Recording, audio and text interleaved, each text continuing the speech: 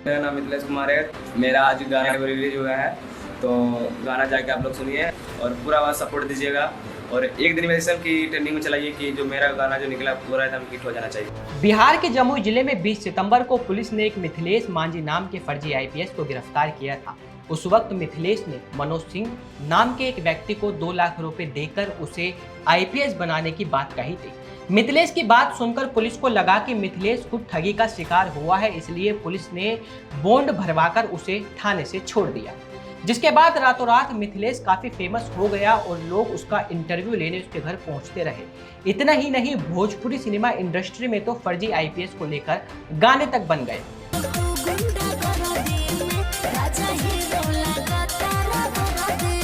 मजे की बात यह है कि उस गाने में खुद मिथिलेश एक्टिंग करता नजर आ रहा है।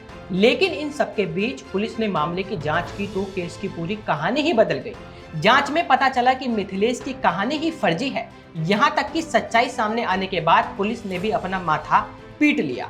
पुलिस की जांच में अब क्या मिला, उससे पहले आप एक बार मिथिलेश की वो कहानी जान लीजिए जो उसने पुलिस को बताई थी। मनोज सिंह था तो मिला था खैरा, तो वहाँ पर ये बोला 2 लाख रुपया पैसा दो, हमको ये नौकरी में हम डाल देंगे, पुलिस ने बोला था। तो वही हम 2 लाख रुपया दिए उसको। उसके बाद क्या हुआ, वो हमको बढ़ दिया और सब कुछ हमको थमा दिया। पिस्टल भी दिया? हाँ, पिस्टल मुझे नकली अभी देखें तो नकली है। अभी नकली है। ये वर्दी भी सब वही दिया? हाँ सर, वही दिया। हाँ, उसके बाद क्या हुआ? उसके बाद फिर क्या हुआ, फिर हम घर चलाएँ। फिर घर से मैंने फ़ोन आया था, बोला कि 30,000 रुपया लेकर आओ, ये ज्वाइन करना है। 30,000 फिर मांगा था। तो हम बोले अच्छा ठीक है। तो बोला पहले बात कर लो। तो हम वहीं जा रहे थे, तो रुक गए। तो आदमी ने पूछा तो ऐसी सब बात हुआ। तो फिर बोला जाओ थाना। फिर हम थाना। मिथिलेश की कहानी सुनने के बाद पुलिस को लगा कि वो शायद खुद ही ठगी का शिकार हुआ है, इसलिए पुलिस ने उसको जाने दिया। लेकिन पुलिस ने मामले की जांच शुरू की तो पूरी कहानी फर्जी निकली। इस फर्जी कहानी को लेकर एसडीपीओ सतीश सुमन ने क्या कुछ कहा, सुने। जो मिथिलेश कुमार हैं, जिन पर प्राथमिकी दर्ज की गई है, जो कांड के अभियुक्त हैं, उनकी निशानदेही हेतु और अनुसंधान में सहायता हेतु खैरा थाना अंतर्गत जो मनोज सिंह नाम के व्यक्ति, जिनके बारे में उनके द्वारा बताया जा रहा था कि उस व्यक्ति ने उनके साथ चीटिंग की है, हम लोगों ने अनुसंधानक और थानाध्यक्ष के साथ उस एरिया के सभी मनोज सिंह, लगभग 4 लोग मिले थे हम लोगों को, और उनकी पहचान जो मिथिलेश हैं उनसे करवाई थी।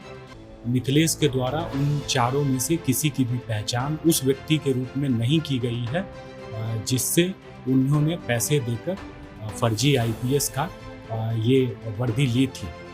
साथ ही साथ इस मामले में अग्रेतर अनुसंधान में यह बात पता चली है कि जिस दिन मिथिलेश द्वारा एलिजिडली पैसे का ट्रांजैक्शन की बात बताई जा रही है, उस दिन मिथिलेश का लोकेशन खैरा न होकर लखीसराय है।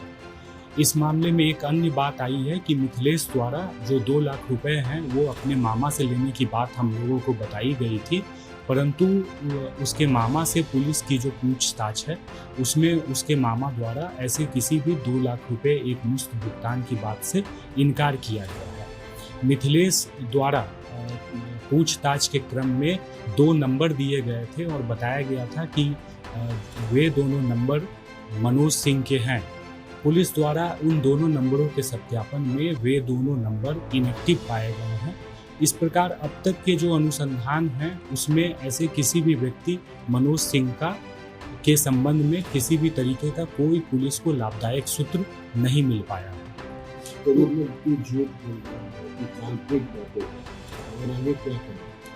देखिए, पुलिस को जो अनुसंधान में जो वैज्ञानिक दृष्टिकोण से साबित करने के लायक जो साक्ष्य होने चाहिए वो अब तक उपलब्ध नहीं हुए हैं।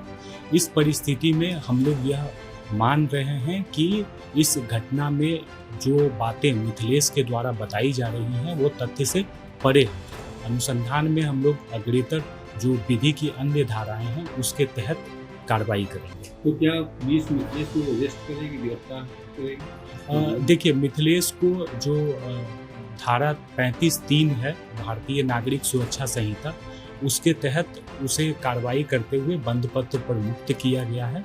और यदि कांड के अनुसंधान में अग्रेतर आवश्यकता होगी, यदि धारा 35(3) की शर्तों के अधीन यदि उसके द्वारा किसी नियम का उल्लंघन किया जाएगा तो पुलिस द्वारा उनकी गिरफ्तारी भी की जा सकती है। मीडिया रिपोर्ट के माने तो मिथिलेश घर छोड़कर भाग चुका है। वहीं पुलिस का कहना है कि जरूरत पड़ने पर मिथिलेश को गिरफ्तार किया जाएगा। लेकिन जब इसको लेकर मिथिलेश के पिताजी से पूछा गया तो उन्होंने कहा कि मिथिलेश घर से ये बात कहकर निकला है कि वो एक्टिंग के लिए जा रहा है, लेकिन अभी तक घर वापस नहीं लौटा है। अब सोशल मीडिया पर चर्चा है कि पुलिस ने कहा है कि मिथिलेश को गिरफ्तार कर लिया जाएगा, इसलिए वो घर छोड़कर भागा है। लेकिन आपकी इस खबर पर क्या राय है, हमें कमेंट करके जरूर बताइएगा। देखते रहिए जनहित टाइम्स।